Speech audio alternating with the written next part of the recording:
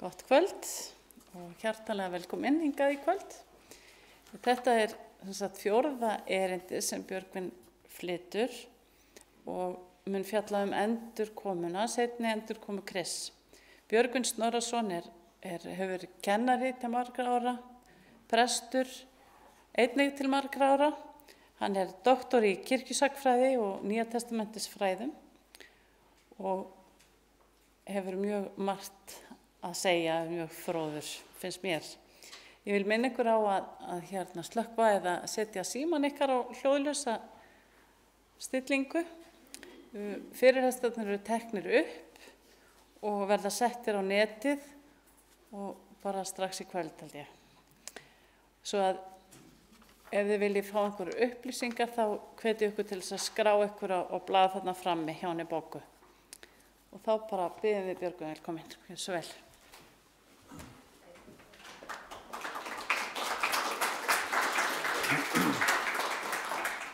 Komið öll blessuð og sæl og takk fyrir síðast. Við ætlum að fjalla svolítið endurkomu Jesú Krists í kvöld og við ætlum að byrja þar sem við enduðum fyrsta fyrirlesturinn og ekki segja svo mjög mikið sjálfa styttuna því að við erum búin að fara nokkuð ítarlega í hana en við ætlum að staldra aðeins við steininn sem að losnaði og féll að fótum styttunar þannig að hún hvarf í raun og veru. Og við erum komin í raun og veru alveg í tærnar, getum við sagt. Frumtextin segir okkur að fótleggirnir og fæturnir séu gerðir af leir og járni. En spádómurinn segir okkur líka að leirinn og járnið muni splundrast hvort frá öðru og við fórum nokkuð ítarlega yfir það að leirinn og járnið höfðu ekki með sér neina samvinnu í 200 ár. Og við tölum það að leirinn væri kirkjan og að járnið væri sem sagt pólitíkin, ef við getum notað það orð. Og það franska stjórnarbyltingin sem gerir það að verkum og Napóleon að kirkjan fær ekki lengur stuðning ríkisvaldsins.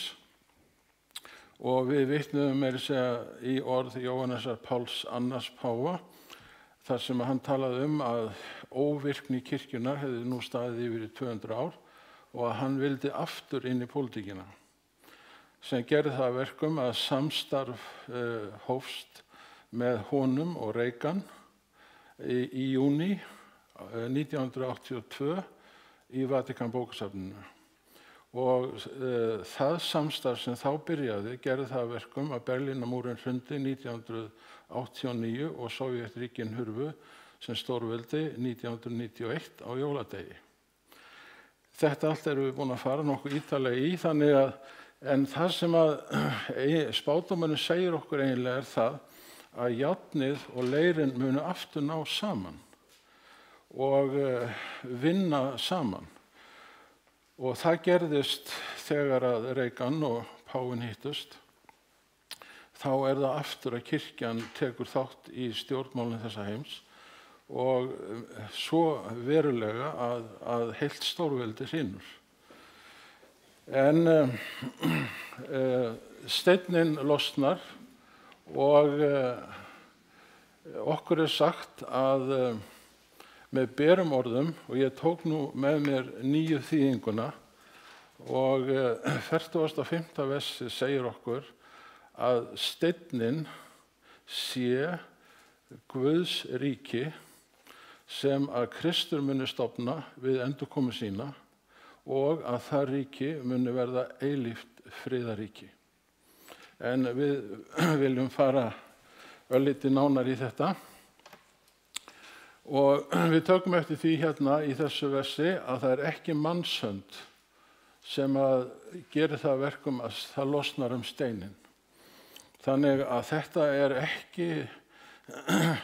er ekki verðandi jarðneskt mannlegt ríki eins og við erum vön að tala Og þessi steinn, hann verður að stóru fjalli þannig að það nær yfir alla jörðina. Þannig að þetta ríki Guðs sem að Guð stofnar við endurkomu Jesú Krists, að það mun ekki bara ná yfir hluta jarðarinnar, heldur yfir alla jörðina. Og ef við athugum reikninguna svolítið nánar, þá komumst við að raun það að Kristur nefndur hornsteinn hins nýja friðaríkis sem að Guð og Kristur muni stofna. Og hér vitnað í smá reynslu sem að varð til við byggingu Salómonsmusterisins. Þar var stór og mikill steinn sem að smiðirnir höfnuðu sem hornstein musterisins. En við nánari athugun þá urðu þeir hrifnir af steininum og gerðu hann að hyrningasteini Salómonsmusteris. Og Pétur hann notar þessa reynslu þegar hann að lýsa því að Kristur muni verða þessi hornsteinn Guðs ríkis þegar að það verður stofnað. Og hér aftur vitnað í reyndar Pál í þetta sinn að Kristur hyrningarsteinninn. Postularnir og spámennirnir, þeir eru hluti af byggingu hins nýja ríkis ásamt öllum börnum Guðs á öllum öldum. En Jesús engu að síður hornsteinninn. Og hér texti frá Jesaja sem talar að Drottinn muni leggja undirstöðustein á Síón, traustan stein, óbifanlegan, ágætan hornstein, og sá sem trúir á þennan hornstein, hann þarf ekki að flýja. Og Pétur segir hérna mjög skemmtilega, komið til hans, Jesú Krists, hins lifandi steins, sem hafnað var af mönnum, en hjá Guði útvalinn og dýrmætur. Þannig að ritningin hún sammála það, hvort sem það Gamla eða Nýja testamentið, að Kristur þessi hornsteinn. Og hér segir svo fallega í Jesaja að hvergi á mínu heilaga fjalli munu menn illt fremja eða skaða gjöra, því að jörðin full af þekkingu á Drottni. Og vinir, þessi þekking á Guði, hún hefur það í för með sér. Það enginn sem lýgur. Það enginn sem stelur. Það enginn sem drepur. Og það enginn sem girnist það sem að náunginn á. Hvorki eigur eða konu eða nokkuð sem náunginn á. Og það vegna þessarar þekkingar á þessum gildum, þessum stórkostlega siðferðisgildum sem gerir það að verkum að menn fremja ekkert illt eða gera nokkurn einasta skaða nokkur staðar í Guðs ríki. Og hér talað að Jesús sé rótarkvistur af ætt Ísai, en Ísai var faðir Davíðs og Jesús átti að fæðast af ætt Davíðs. Það þess vegna sem það tekið svona til orða. Og Kristur hann gengst við þessum titli því að hann sem sagt kvisturinn af Ísai ætt eða Davíðs ætt.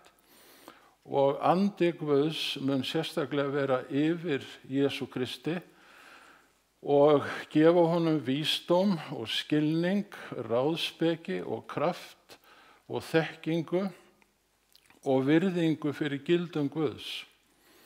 Og við sem að höfum lesið Guðspjöllin að við getum ekki annað en dáðst að framkomu Jesú Krist við hvert sem er.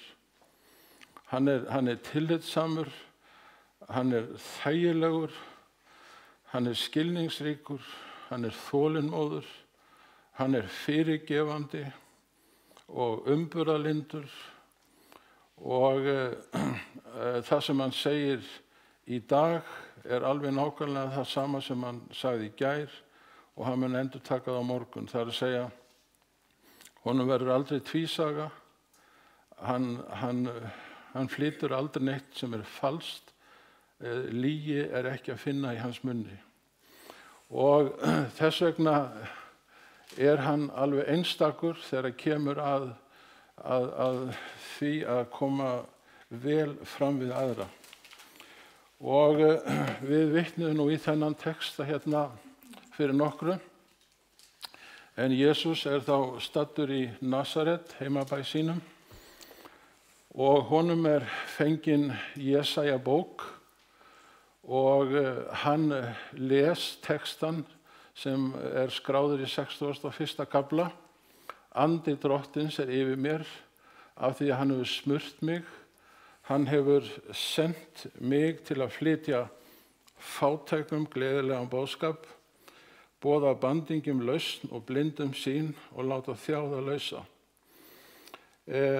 Kristur gerði þetta bókstaflega, en hann flutti líka þeim boðskap sem að höfðu orðið illa úti á lífsleiðinni, sem að leið illa, sem að höfðu kannski glatað sjálfsmyndinni og eigum að segja ég þessu jákvæða sjálfstrausti sem að við þurfum á að halda til þess að geta verið bara við sjálf og tekist á við erfiðleika.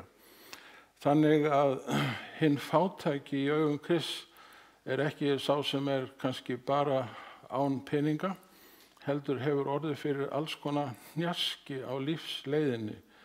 Ég þori nú alltaf að taka orð í minn munn eins og misnotkun, en af því að það er nú svolítið í fréttunum þessa dagana, að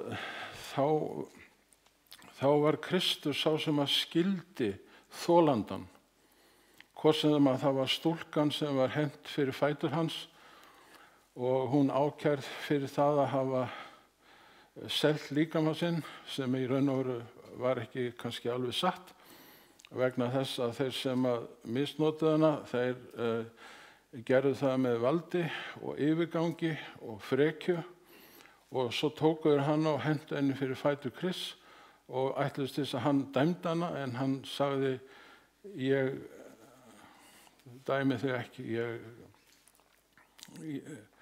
og hann í raun og veru réttir henni hendina og reisir henni á fætur og hún verður undrandi við því að hún átti ekki von á svona skilningi á sínum þörfum, sínum dýpstu þörfum. En Kristur var komin til þess að endurreisa, ég vil segja, hinn andlega fátækling, hinn andlega þolanda sem að verður fyrir hnjaski vegna okkar mannanna. Og Jesús hann endar þennan lestur með því að segja að þessi ritningagrein hefur ræst í dag. Þannig að hann er þessi rótarkvistur af ætt Davíðs sem að andi Guðs var sérstaklega yfir til þess að reynast öllum vel sem urðu á vegi hans. Og hér er þá steinninn sem losnar og það er þá Guðs ríki sem er að koma. Og hér segir í textanum í Daniel 2. kafla og 44. versi, en á dögum þessara konunga sem ríkja þegar að tærnar eru sem sagt að verða að veruleika í veraldarsögunni á dögum þessara konunga sem ríkja alveg við ystu tær, þá mun Guð himnanna hefja ríki sem aldrei skal á grunn ganga og standa að eilífu. Og það segir svo skemmtilega í nýju þýðingun okkar í 45. versi að þetta Guðs ríki hérna sem mun standa eilífu, það er steinninn. Þannig að þó svo að nýja þýðingin hafi fengið sína gagnrýni, að þá er margt mjög vel þýtt. Og Biblían er alltaf Biblía Guðs, alveg saman hvað þýðing er á ferðinni. Og stundum er maður þakklátur fyrir nýju þýðingarnar vegna þess að þær orða hlutina þannig að þeir verða skiljanlegri og er það bara mjög jákvætt. Þannig að við þurfum ekkert að giska á hvert þetta ríki sé, því að ríkið, þetta er Guðs ríki, steinninn er Guðs ríki, sem kemur þegar verður til þegar Jesús kemur aftur. Og við höfum tekið það fram að þó svo að það standi í reikningunni að við vitum hvorki dag eða stund upp á millimetr hvenær Jesús kemur aftur, þá segir reikningin engu að síður að þegar þið sjáu vissa atburði eiga sér stað, þá vitið þið að tími endurkomunnar nálgast. Og lærisveina Jesú Krists skömmu fyrir krossfestinguna fóru mysterisvæðið með Jesú og bentu á þessa glæslegu byggingu. Og það er engum vafa undirorpið að Heródesarmusterið var mjög glæsileg bygging. Og allt svæðið í kringum musterið, já, ég veit ekki hvað ég á að segja, það var kraftaverki næst að geta reist þetta stóra svæði með þessum risastóru steinum sem að jafnvel nútíma tækni undrast á. En þá er það að þeir spyrja þessara spurningar, en eins og ég sagði að þá vildu þeir sýna Jesú bygginguna, ekki vegna þess að Jesús hafði aldrei séð hana áður, því að hann hafði auðvitað komið þarna á hátíðum, en þeir voru svona svolítið með pínlítinn þjóðernisrembing og stoltir yfir því að þessi bygging skuli svona vera hornsteinn þjóðar ímyndunarinnar. En þá er það Jesús kemur með þessa furðulegu setningu sem stendur hérna neðst. Hér mun ekki eftirlátin steinn yfir steini, eigi sé niður brotinn. Og ég hef grunum að lærisveinarnir hafi hreinlega ekki trúað því sem Jesús sagði. Og svona eins og hvíslað að sjálfum sér,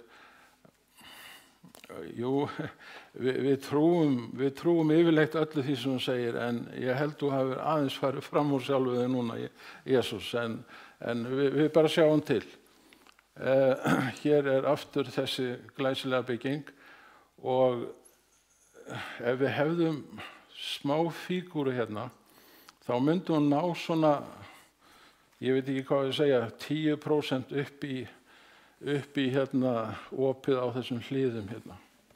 Þannig að þetta var, já, mér finnst þetta nálgast eitt af undrum veraldar í raun og veru, þessi bygging.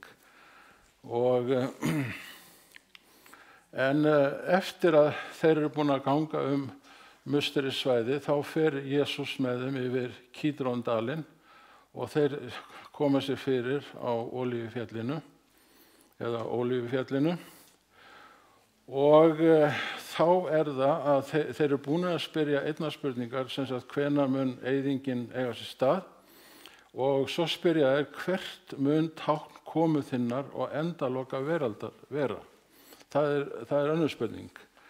En lítum fyrst á fyrstu spurninguna.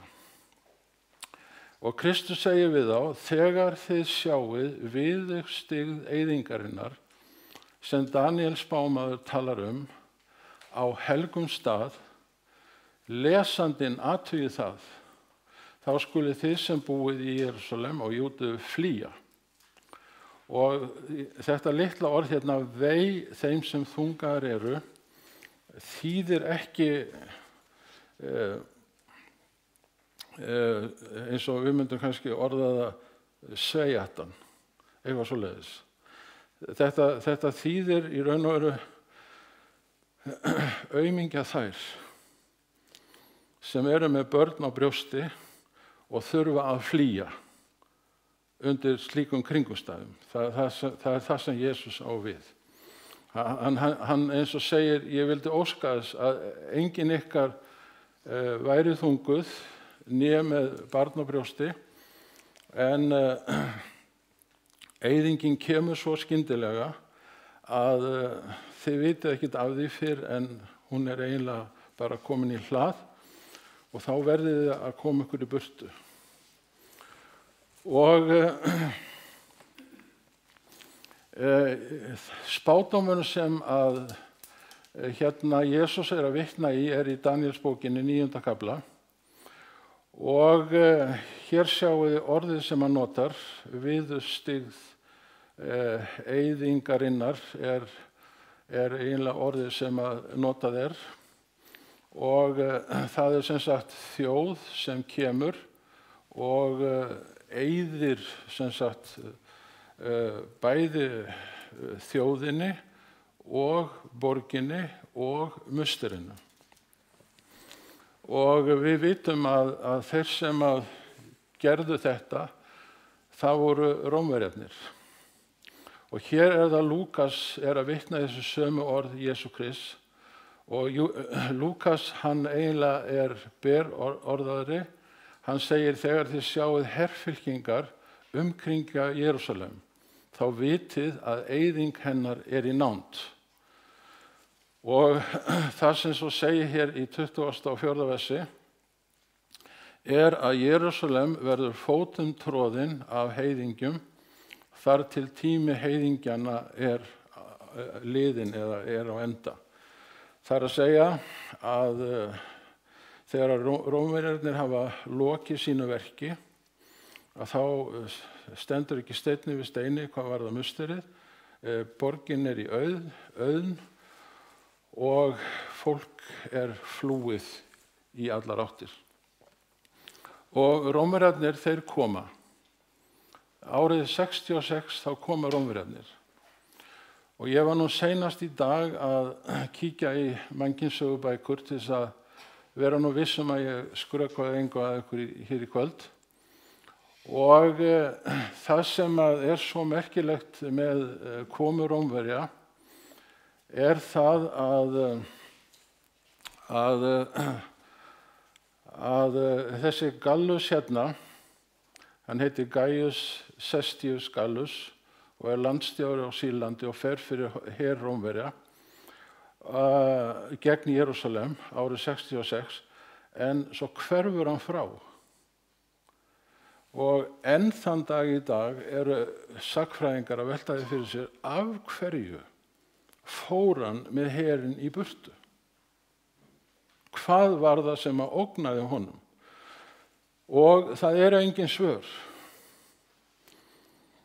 Af því að ég er svolítið svona barslegur þegar kemur að því að treysta ritningunni, þá held ég að Guð hafi séð fyrir því að viðvörunin sem Jesús hafi gefið börnum sínum, hún væri mjög skýr. Þegar þið sjáið rómverska herinn umkringja borgina, þá skuluð þið flýja. Því að þá er ennþá tími til þess að flýja. Því Jesús segir ekki herinn mun hverfa, en það má eiginlega lesa það á milli línana. Og það sem gerist er það að fólkið hérna sem býr í Jerúsalem og Júdeu, það fær 4 ár til þess að flýja. Vespasianus átti að leggja borgina undir Rómverja endanlega og fékk það verkefni Nero, en svo deyr Nero, þannig að Vespasianus verður keisari og þá sendir hann son sinn Títus til að framkvæma verkið. Þannig að umsátrið það hættir og herinn hverfur og kemur ekki aftur fyrir eftir 4 ár. Og þessi 4 ár nota hinir kristnu sem trúðu orðin Jesú Krist til að flýja. Og þau flýðu austur yfir Jórdan og okkur sagt af samtíma heimildum, hversu áreiðanlega svo sem þær geta verið, að ekki einasti kristinn einstaklingur hafi týnt lífinu þegar Rómverjarnir komu árið 70. Og ef þú einhvern tímann hefur tíma til þess að lesa frásagnir gyðingsins Jósefusar hernám borgarinnar, að þá það í raun og veru svo blóðugt að manni líður bara hreinlega illa. Heftin var svo mikil, ekki bara hjá rómversku hermönnum, heldur hjá gyðingunum, að blóð rann eins og í lækjum borgina. Og umsátrið hafði þá staðið yfir langan tíma, þannig að fólk var orðið mjög hungrað sem var innan borgamúrana.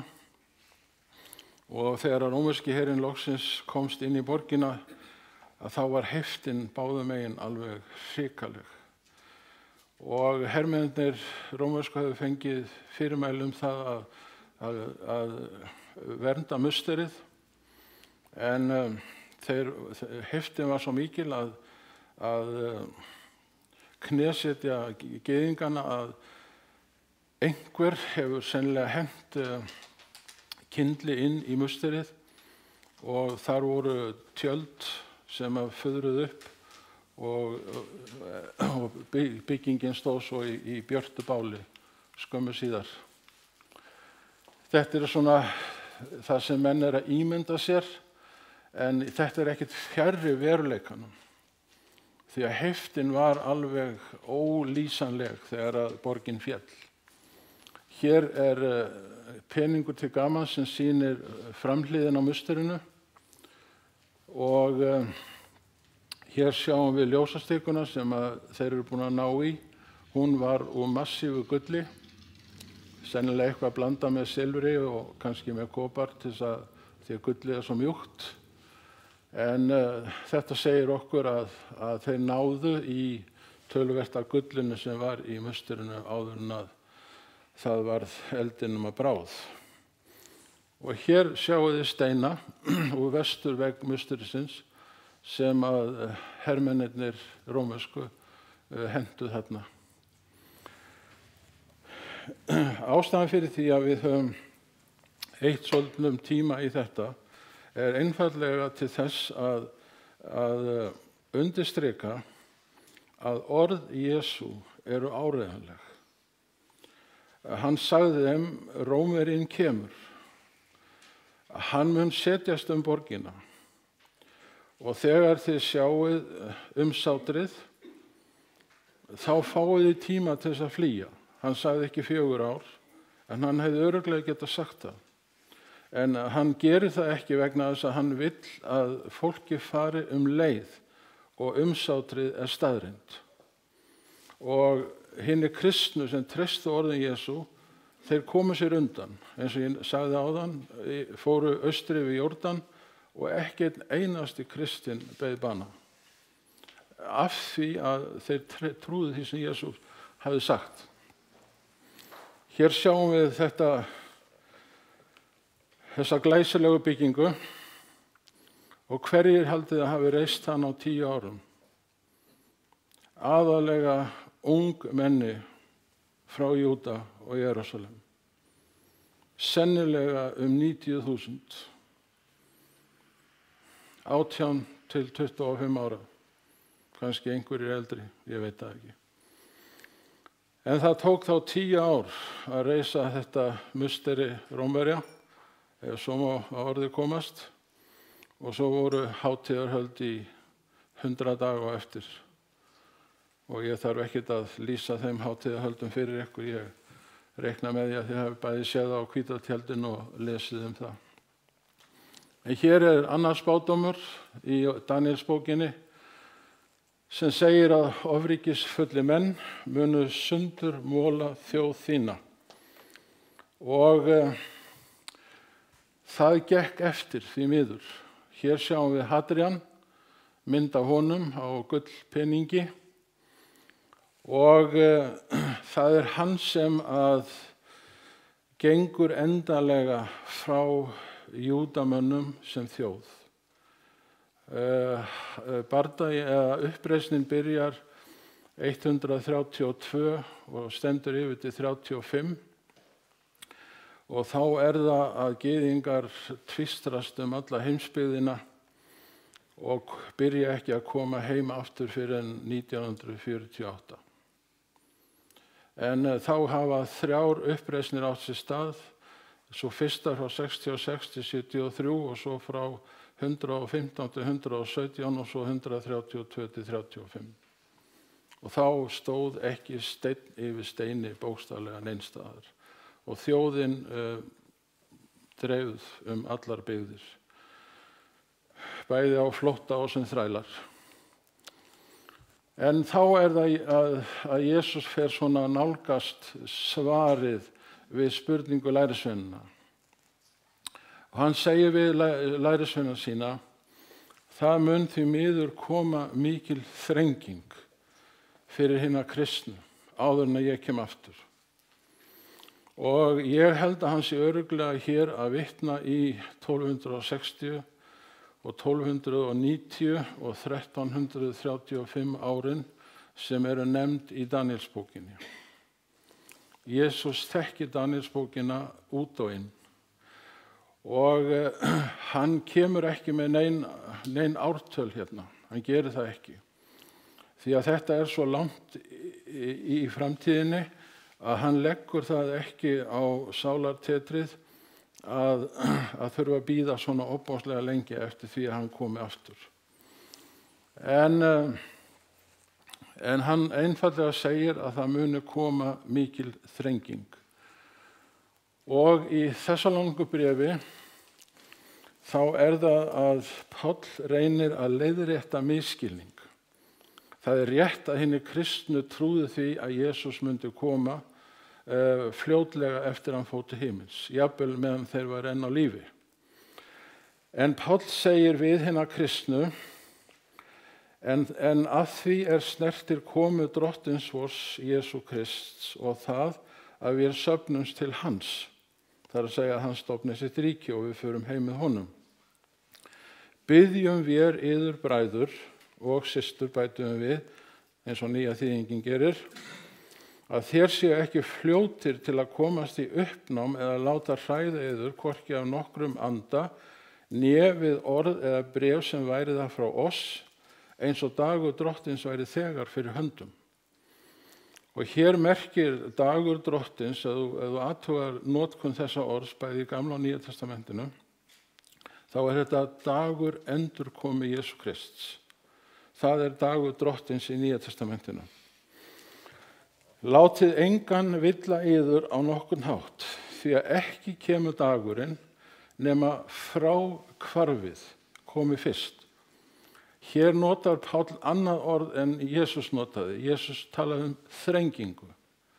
Hér talar Páll fráhvarf sem mun eiga sér stað innan kristinna kirkju og hafa í för með sér miklar þrengingar innan kristinnar kirkju.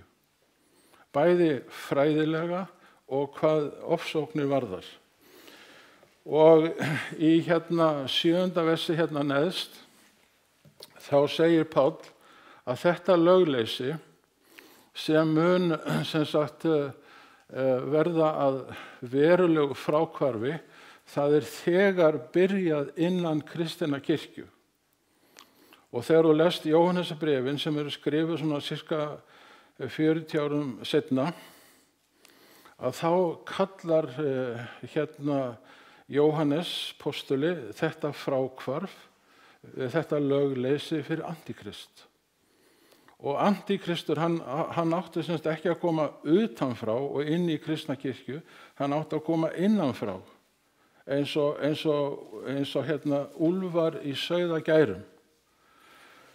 Og fyrst þegar þetta búið að eiga sér stað, þá getum við farið að tala um það að endurkomu Jesú Krist sé væntanleg. Þrengingin getum við sagt, hún byrjaði innanfrá meðan að Páll enn á lífi. Það að segja fyrir ár 70. Og árið 64 byrjar þrengingin utanfrá með ofsóknum gagnvart hinum kristnu. Og það Nero sem byrjar þessar ofsóknir utanfrá.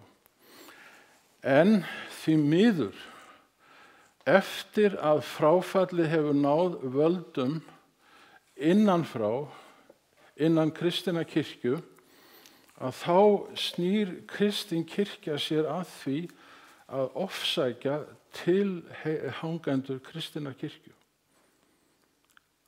Og það sem að miðaldarkirkjan gerir, ég játa það, ég reyna að velja orð mín með varkárni, en það sem að gerist innan kristinna kirkju það að hún stofnar rannsóknarétt. Og hér getið þið séð hina mismunandi rannsóknarrétti. Og þið sjáu hversu lengi þeir eru til.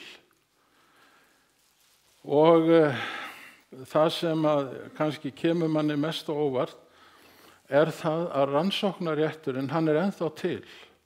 Hann heitir ekki lengur rannsóknaréttur, heldur heitir hann á ensku The Congregation for the Doctrine of the Faith.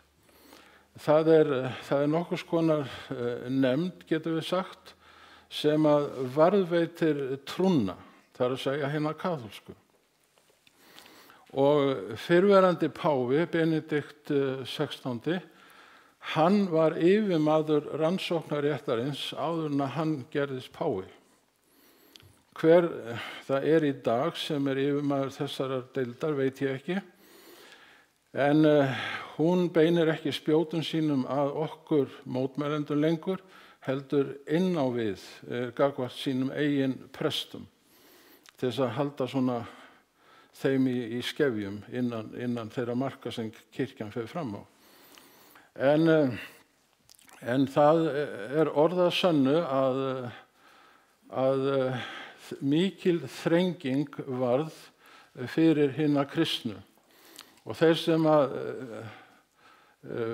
fundu mest fyrir rannsóknaréttinum voru svo kallaðir albígensar eða katarar.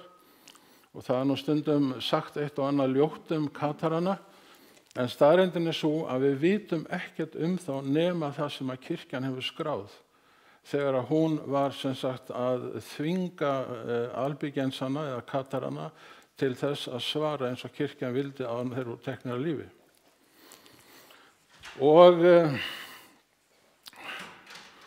Og valdensarnir sem að bjuggu í Alpafjöllunum, þeir eiga rætur sínar að rekja mjög sennilega til Spánar, og svo voru það húgenottarnir sem urðu sérstaklega fyrir barðinu á rannsóknaréttinum eða ofsóknum í Frakklandi.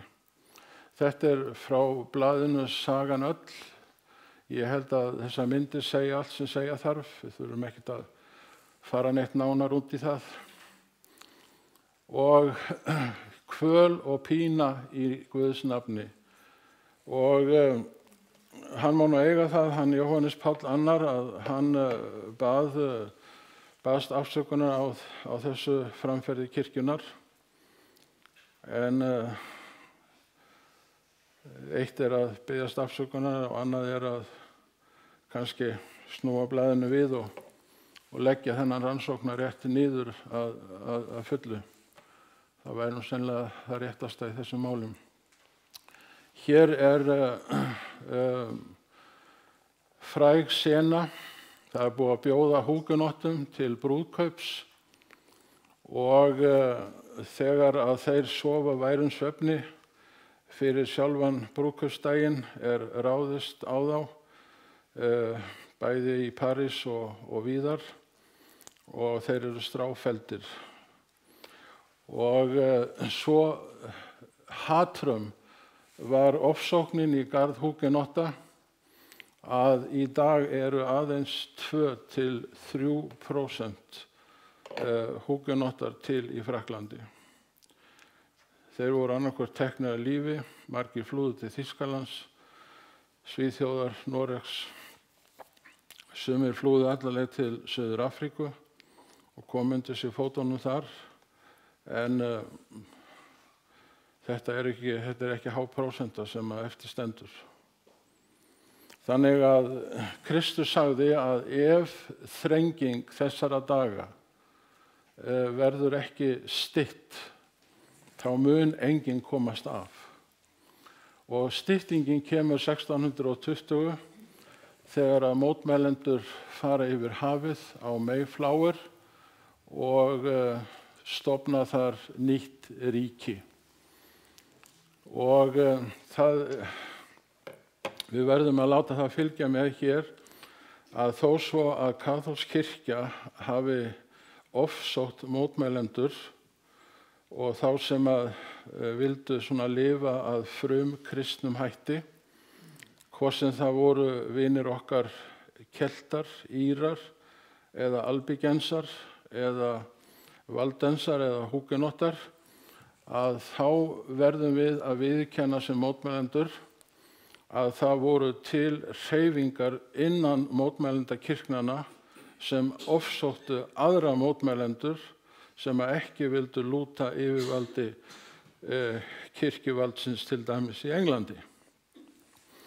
Og þess vegna var það að þessir svokölluðu separatistar, aðskilnaðarsinnar, þeir flýja til Hollands, skilja allar eigur sína eftir í Englandi, flýja til Hollands, koma undir sig fótunum þar, en nota 18 ár til þess, og þá það loksins að þeir fá skip sem að fær nafni eða ber nafni Mayflower, sem að flytur á yfir hafið.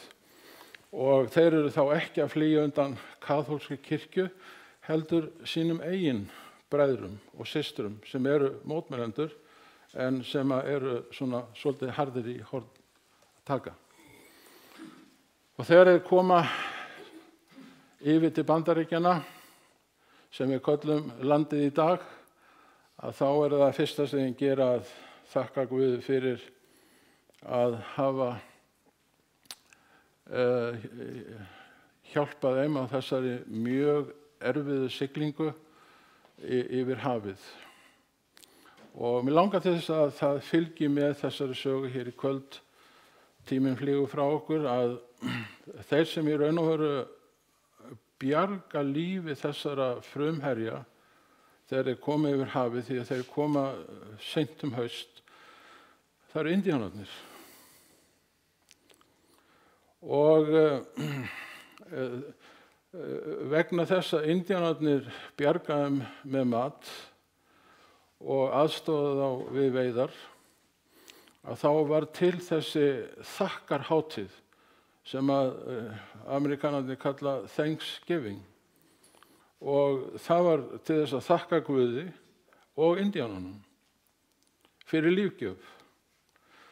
Og ég hef grun að það séu ekki margir sem muna eftir þessu upphaf í dag. En áður en að stigið var á land, að þá sögðu þeir sem að svona fóru fyrir hópnum, hér fer enginn í land áður en að nema því aðeins að við skrifum undir samkomulag. Samkomulag þess efnis að þegar við stofnum nýtt þjóðfélag í nýju landi, þá verður hér enginn sem að ræður yfir samvisku annars manns. Og þessi hugsun verður hornsteinn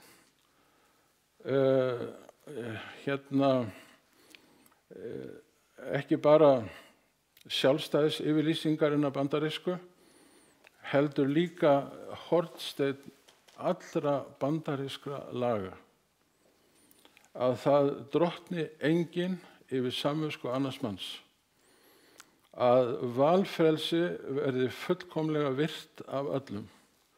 Og þetta er kjarninn í stjórnarskrá Bandaríkjanna og ekki síst það sem kallast Bill of Rights, réttindaskráin. En hún tryggir það að þú getur sagt og skrifað og tjáð þig eins og samviska þín leyfir þér. En Kristus segir að þegar að stytting þessara daga, þrengingatímans hefur átt sér stað, þá mun koma gríðarlegur jarðskjálfti. Hann segir það reynda fyrir munn spámannsins í Ópernabókinni og 1620 er farið yfir hafið og síðan streyma mótmælendur yfir hafið ár eftir ár og nú erum við komin til 1755 og þá segir Jesús að það muni koma gríðarlega mikill jarðskjálfti. Og enn er talið að þessi svokallaði Lissabon jarðskjálfti sé svo stærsti í sögunni. Menn er að giska á að hann hafi verið á bilinu 9 til 10 á Richter. Og í raun og veru er það útilokað fyrir okkur að skilja þennan styrkleika því að hann er eiginlega meiri en við bara sennilega þekkjum. Og þessi mynd er af flóðbylgjunni sem að skellur inn ána og veður inn í borgina. Og hér getur við séð hvernig flóðbylgjan dreifist alla leið til Íslands meira að segja, en jarðskjálftinn er þarna fyrir utan Portúgalsströndina sem að stjarnan er. Og hér er kirkjubygging sem að hefur aldrei verið endurreist en er til minningar þennan hörmulega atburð þar sem að minnstakosti 50.000 manns létu lífið. Og það var svolítið skrítin tilfinning fyrir okkur hjónin að sitja þarna upp á hæð og horfa niður yfir borgina og sjá þessa kirkju, myndi ég vilja kalla, þaklausa, tóma, til minningar þennan hroðalega atburð sem að spádómurinn segir að sé viðvörun það að þessi heimur sé að enda sitt skeið. Og í Ópernabókinni er ekki talað fyrst og fremst þennan bókstaflega jarðskjálfta, heldur að í kjölfar þessa jarðskjálfta munu koma pólitískir jarðskjálftar sem munu dynja á Evrópu. Og það er í raun og veru það sem að Biblían vill vekja athygli okkar á, að þessi jarðskjálfti bókstaflegi, hann er upphafið að stórum pólitískum jarðskjálftum. Hér höfum við frönsku stjórnarbyltinguna sem í Ópernabókinni 11 er kallaður, þessi bylting er kölluð landskjálfti og stóð yfir í 10 ár. Og svo komu þeir hver á öðrum, þessir pólitísku landskjálftar, 1830, 1832 og Victor Hugo, hann byggir Vesalingana á þessum stutta eftirskjálfta sem kemur hérna í júní 1832 og svo kemur stóri skjálftinn sem að ríður yfir alla Evrópu frá febrúar 1848 til sumarsins 1849 og hér er hann í Þýskalandi en hann fór alla Evrópu. En ég ákvað þegar ég var að taka þetta saman að vera ekkert að koma með myndir frá Póllandi og Danmörku og Sikiley og öðrum stöðum. Þessar myndir segja allt sem segja þarf. Og svo kemur náttúrulega þessi stóri 1905, eins og sér hérna á þessari mynd, og svo 1917. Og þessi jarðskjálftar eða landskjálftar, þeir eru mjög skiljanlegir vegna þess að alþýðan, hún er svo mergsogin peningalega, fjárhagslega af yfirstéttunum, konginum, keisaranum, yfirstétt kirkjunar, aðlinum, að alþýðan sagði bara hingað og ekki lengra. Ef að þið hafið rétt á því að hafa brauð á ykkar borðum, þá höfum við það líka. Þannig að það er vel hægt að skilja allar þessar byltingar sem skullu á. Þær urðu ekki til af engu. Það var ástæða fyrir þessum byltingum.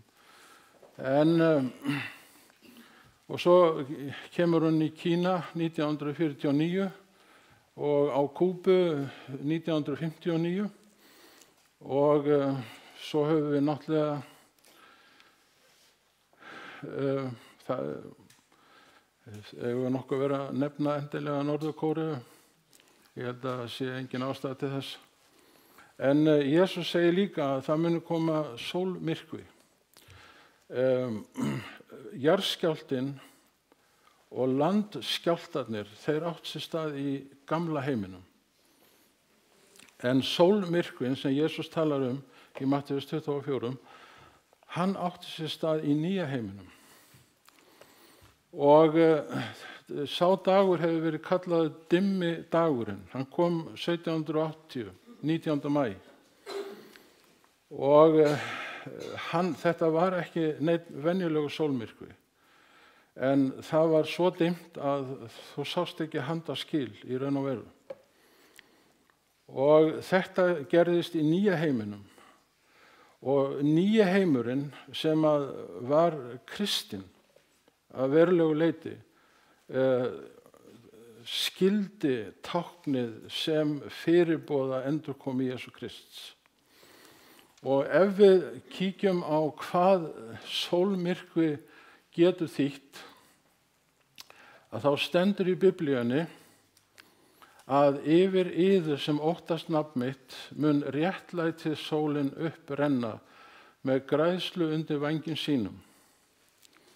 Og þessi réttlætið sól, og við fjölluðum svolítið ítarlega það þegar við töluðum fagnaðarerindið, að þessi réttlætið sól er það réttlætið sem verður til þegar að Jesús tekur á sig sekt okkar mannana, þannig að við sem hinn seku verðum saklaus fyrir greiðslu hans á sekt okkar. Og mér finnst kvæðið svo fallegt sem segir: blessuð sólin elskar allt.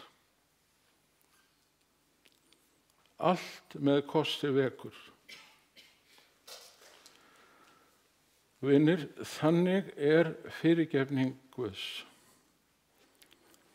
Hún fer ekki í manngreinarhálit. Hún er fersk á hverju morgni. Hún rís upp eins og sólin og skín inn hvaða glugga sem er, hvort sem hann er á höll eða koti,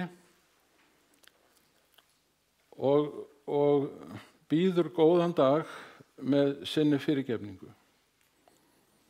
Sá eini sem ekki nýtur þessara fyrirgefningar er sá sem viljandi dregur fyrir og afþakkar komu sólarinnar.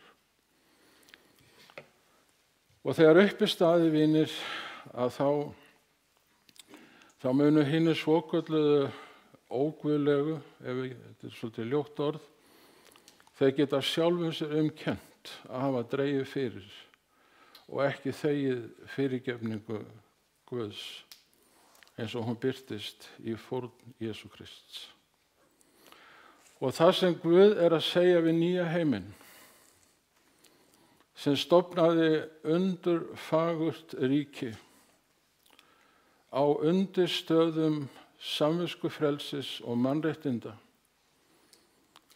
sem að leyfði öllum að trúa því sem þeir vildu, hvort sem það var í trúarlegum efnum eða pólitískum efnum eða heimspekilegum efnum. Þetta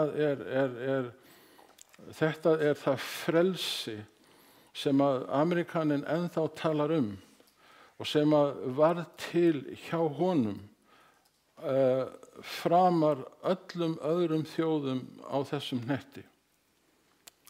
En það sem að Guð er að segja við amerísku þjóðina er þetta: ef að þið gleymið uppruna ykkar og grundvallargildum, og ef að þið gleymið ykkar mótmælenda trú sem byggir á fyrirgefningu Jesú Krists, þá er hætta á ferðum. Og það er sagt Bandaríkin á þessum fyrstu öldum að þú gast komið inn í þorp og þú heyrðir ekki einu sinni eitt einasta blótsyrði einn einasta dag, hvorki hjá fullorðnum né börnum. Öll hinn fegustu gildi voru ekki bara höfð yfir í kirkju, en praktiseruð á hverjum einasta degi. Það var engin þjófur til í þessum þorpum. Það var engin legari til. Það var engin morðingi til. Og þessir vestrar sem að gefa svona ákveðna mynd af hvíta manninum og hvernig hann kemur fram við indjánan. Ég held, vinir, að við ættum ekki að gera túlkun hvíta tjaldsins á hegðun mannsins algilda fyrir alla sem hafa átt heima í henni Ameríku.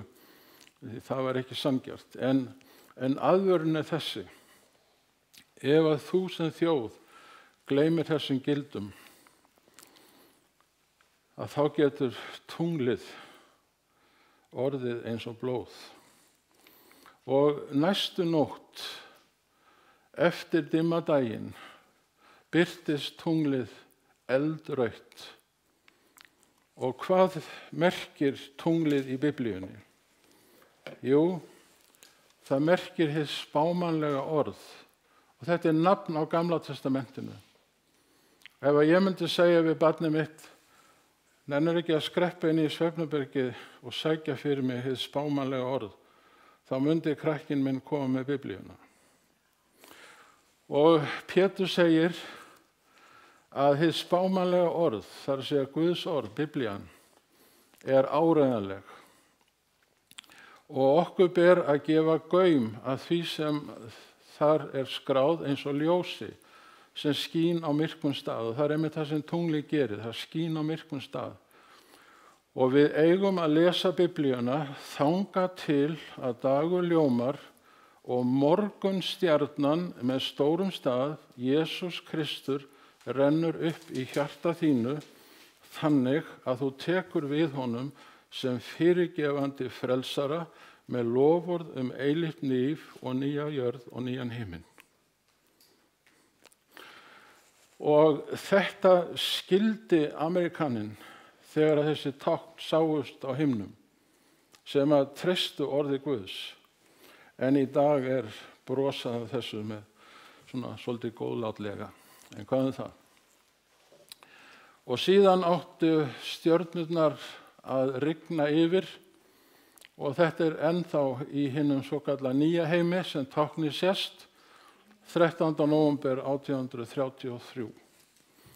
Og hvað merkir stjarna í Biblíunni? Þetta er hérna vetrarbrautin okkar. Jú, stjörnur, það eru boðberar Guðs. Og höfuð boðberi Guðs er morgunstjarnan Jesús Kristur. Nú, ef að boðberarnir hverfa og brenna upp, hver er þá til þess að flytja fagnaðarerindið? Fyrirgefninguna, upprisuna, nýjan heiminn og nýja jörð og eilífa framtíð, þar sem að allir gera alltaf það sem rétt er í augum hvers annars og augum Guðs. Já, okkur er sagt að áður en Kristi kemur aftur, svo munu boðskapur svokallara 3 engla hljóma og hann á að byrja að hljóma á 18. öld samkvæmt Åpenbókinni 14. Og þessir englar eru stjörnur Guðs, boðberar Guðs og ekki bara bókstaflegir englar, heldur jarðneskir boðberar Guðs. Og ég fer núna hratt yfir sögu, við nálgumst endan, ég sé hvað klukkan er og ég ætla ekki að gera alveg út af við ykkur, en hér er ein af þessum morgunstjörnum sem að við getum leyft okkur að kalla hann, Johann Albrecht Bengel. En hann útlagði Danielsbókina og Åpenbókina, eins og sér hérna, ég á þessa sænsku útgáfu, og hann boðaði það upp úr miðri 18. öld að endurkoma Jesú Krist færi að nálgast. Og hann hafði mikil áhrif í heimalandinu og margir fóru til Austur-Evrópu fyrir tilstilli boðunar hans til þess að flytja þennan gleðilega boðskap að nú færi endurkoman að nálgast. Og hér höfum við jesúítan Lacunza sem að skrifaði bókina endurkomu Messíasar í dýrð og tign. En hann reyndi nú að fela það að hann væri höfundur, því að bókin var náttúrulega tekin og kveikt í þeim öllum saman. Því að kirkjan kaþólska hefur ekki áhuga fyrir endurkomu Jesú Krists eins og hún er skráð í Biblíunni. Því að hana dreymir ennþá 1000 ára jarðneskt ríki þar sem að kirkjan fer með æðstu völd. Draumur Ágústínusar frá 5. öld.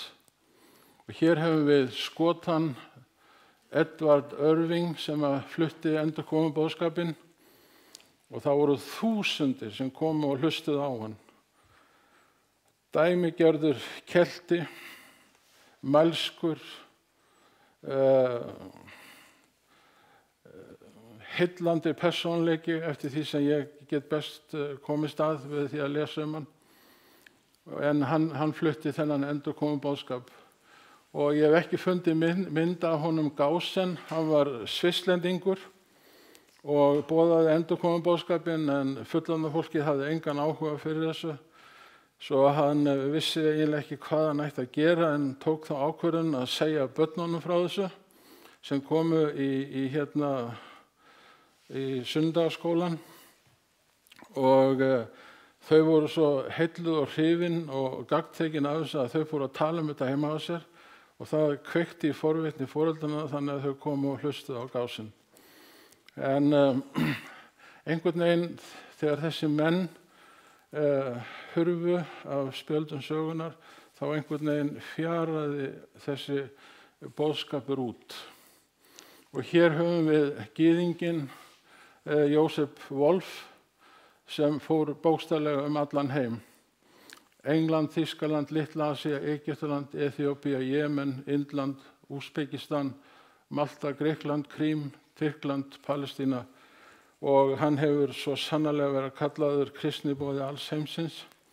En hann flutti þennan dýrlega boðskap að nú færi Jesús að koma aftur á 19. öld. Stórkostlegur persónuleiki. Í Skandinavíu átti Guð engan svona boðbera, en þá var það heilagur andi kom yfir litlu börnin, og þau fluttu boðskapinn: óttist Guð og gefið honum dýrð, því að komin er stund dóms hans.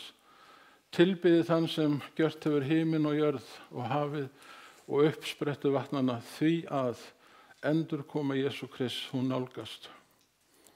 og orðin að skapa nýjan himinn og nýja jörð munu rætast. En þessi börn urðu fyrir, við getum kallað ofsóknum. Og hér höfum við 2 stráka, Erik Valblum og ég held að hann heiti Ólaf Búkvist.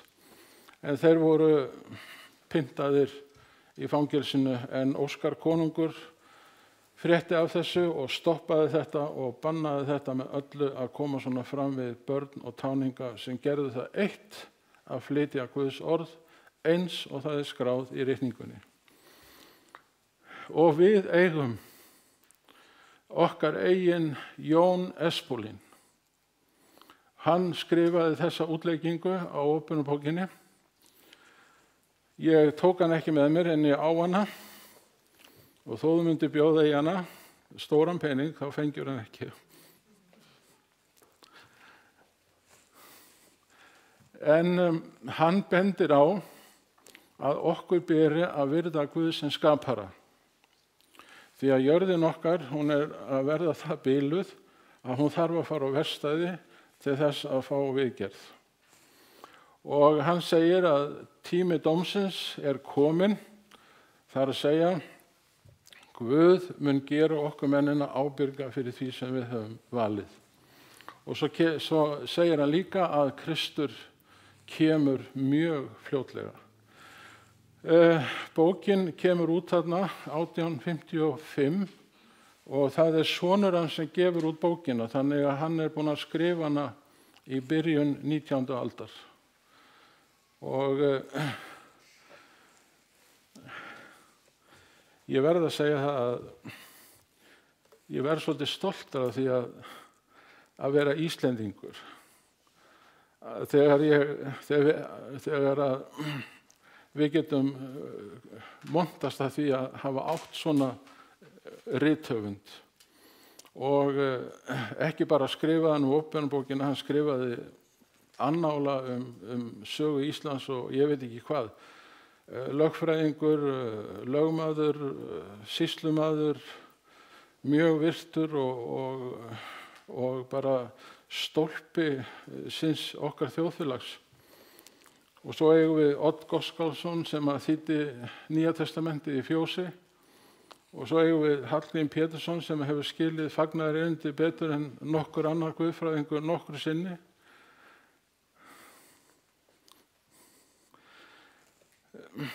Við erum ekki bara þakklátt.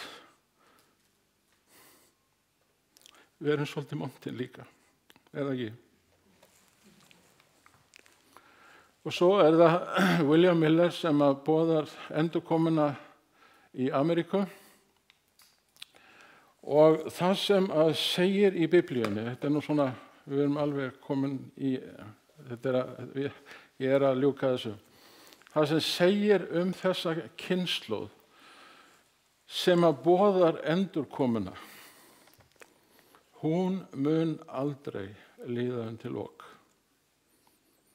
Það verða alltaf einhverjir sem munu boða endurkomuna þangað til Jesús kemur aftur. Og hérna höfum við krakkana í Svíþjóð, Örvin, Mattisson, Östlund, Lacunza, Wolf, Espólín, Bengel, Miller, White, Olsen og Olsen. Það lítur að vera Olsen, er það ekki? Og hér höfum við táknin og Jesús segir, þeir sem að sáu þessi tákn og upplifðu þau, það kynslóðin sem mun aldrei líða undir lok. Og þessi kynslóð, hún fékk viðurnefnið á 19. öld aðventistar. Af því að þeir voru alltaf að tala aðventu Jesú Krists, sem að þýðir bara tilkoma Jesú Krists.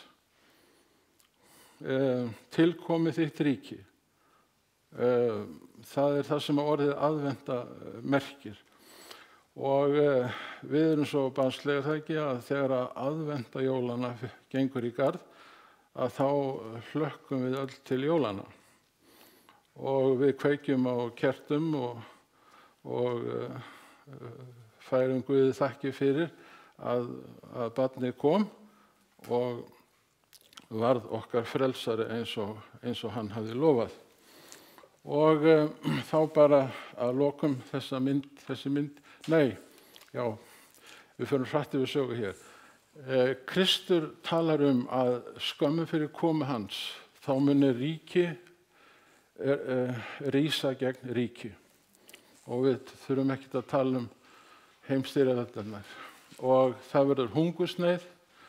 Og ég get sagt ykkur það að þegar ég sá þessa mynd fyrir mörgum árum síðan, hún kveikti í mér. Og þegar að líknarfélög hringja í mig eða senda mér hérna gíróseðla eða börn koma á dyrnar, þá get ég ekki sagt nei.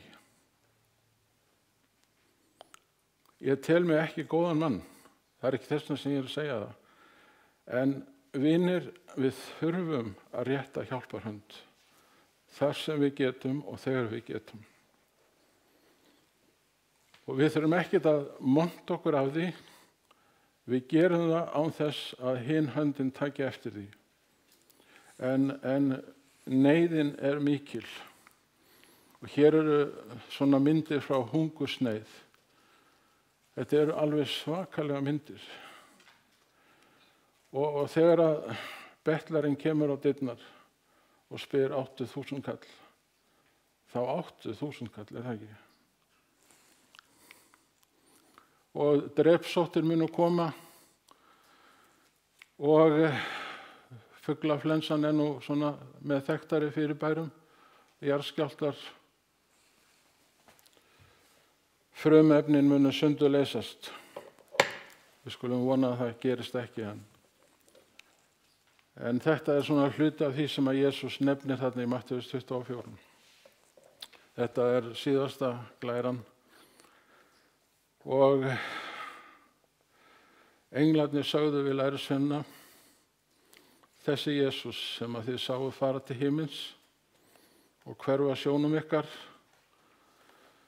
hann mun koma á sama hátt aftur. Og þá verður litli steinninn að eilífðar friðaríki. Og ég segi í auðmýkt, Guð gefi mér og þér ná til þess að mega segja við Jesús þegar hann kemur aftur, takk fyrir að þú komst, takk fyrir að þú fyrirgafst mér og takk fyrir eilíðina sem að þú hefur fyrirbúið okkur öllum. Á fimmtudaginn þá ætlum við að fjalla upprisu Jesú Krists og hversu dýrmætur sá boðskapur er fyrir okkur öll. Sumir kirkjusakfræðingar hafa bent á að það efni sem oftast var á vörum lærisveinanna, það var boðskapurinn upprisu Jesú Krists. Og það kom mér svolítið óvart þegar ég las þetta, því að ég hélt að það væri boðskapurinn friðþægingu, fyrirgefningu Jesú Krists. En auðvitað er þetta svo tengt að það er ekki hægt að aðskilja það frá hvort öðru. Þetta er eins og bara tvær hliðar á sömu mynt í raun og veru. Því að það er fyrirgefningin sem birtist í upprisu sigrinum.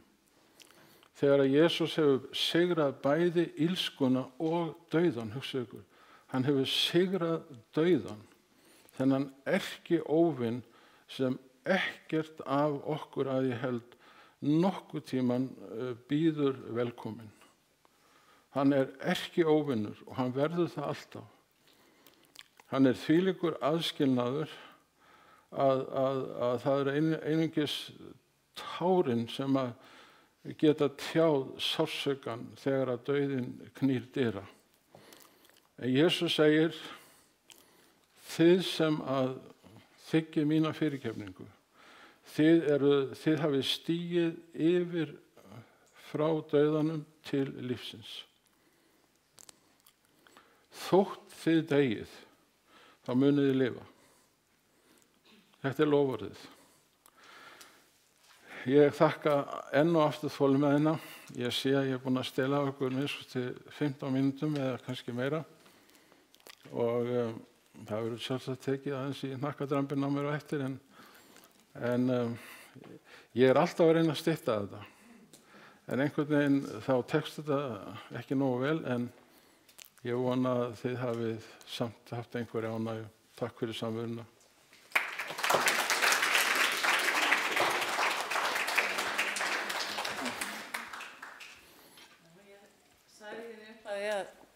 Það væri margt sem að Björgvin veit og það er svo margt mikil viska og það er erfitt að stoppa og við fáum nú ofta að upplifa það þegar hann fer í gang að það er svo margt og svo gaman að hlusta.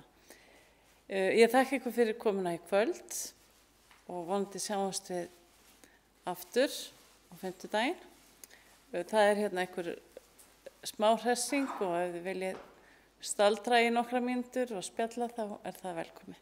Takk fyrir í kvöld.